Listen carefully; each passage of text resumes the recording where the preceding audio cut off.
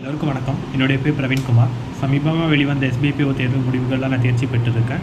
வெற்றி பெற்ற எல்லாருக்குமே என்னுடைய வாழ்த்துக்கள். வெற்றி பெற முடியாதவங்க கண்டிப்பாக உங்கள் முயற்சியை கைவிடாதீங்க. கண்டிப்பாக அடுத்த முறை உங்களுக்கு வெற்றி வந்து சேரும்.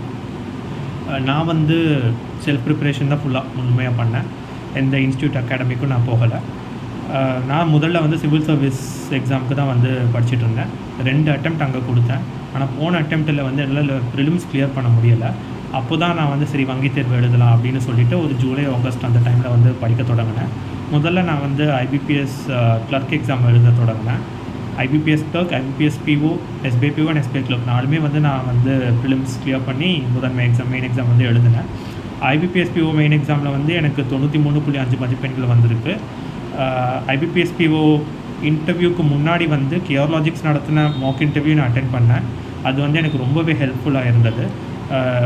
அதுக்கு முன்னாடி SBIPO இன்டர்வியூக்கு முன்னாடியுமே எனக்கு ஃபஸ்ட் அட்டெம்ப்ட் அப்படிங்கிறதுனால பெருசாக எனக்கு அந்த ஐடியாவும் இல்லை.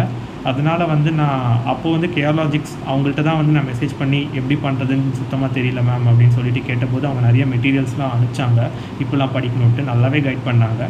அது எனக்கு ரொம்பவே ஹெல்ப்ஃபுல்லாக இருந்தது இன்டர்வியூவில். அதுக்கப்புறம் என்னோடய ஸ்ட்ராட்டஜின்னு பார்த்தோன்னா குவான்ஸ் ரீசனிங்க்கு நான் மாக் டெஸ்ட்டு தான் நிறைய எழுதினேன். மாக் டெஸ்ட் நம்ம எவ்வளோக்கு எவ்வளோ கேள்விகளை வேகமாக பண்ணுறோம் அப்படிங்கிறதுல தான் இருக்குது. So quants reasoning. So Mach test நிறைய எழுத நமக்கு ஸ்பீடு வந்துடும். இங்கிலீஷ் பொறுத்த வரைக்கும் நான் சிவில் சர்வீஸ் படிக்கும்போதே தினமும் எனக்கு செய்தித்தாள் வாசிக்கிற பழக்கம் இருந்தது. ஸோ எடிட்டோரியல் விடாமல் வாசிப்பேன். அதனால் எனக்கு ஒகேபுலரி நல்லா டெவலப் ஆச்சு. ஸோ நியூஸ் பேப்பர் டெய்லி பண்ணாலே நம்ம ஓரளவுக்கு இங்கிலீஷ் நல்லா டெவலப் ஆகிடலாம். அது இல்லாமல் கிராமர்லாம் கொஞ்சம் பேசிக்ஸ் நல்லா பார்த்துக்கிட்டா இன்னுமே நமக்கு பெட்டராக இருக்கும். அதை தாண்டி ஜென்ரல் அவேர்னஸ்க்கு நான் கரண்ட் அஃபேர்ஸ் க்ளவுட் மெயினாக ஃபாலோ பண்ணேன்.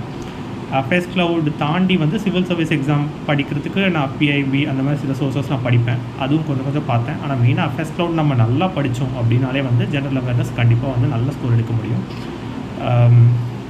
எல்லாருமே முயற்சி கைவிடாதீங்க. கண்டிப்பாக விடாமுயற்சியோடு படிங்க.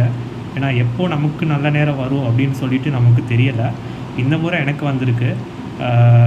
கண்டிப்பாக அடுத்த முறை உங்கள் எல்லாருக்கும் வரும் அப்படின்னு சொல்லி நான் வாழ்த்துக்கிறேன். எல்லாருக்கும் என்னுடைய வாழ்த்துக்கள். நன்றி.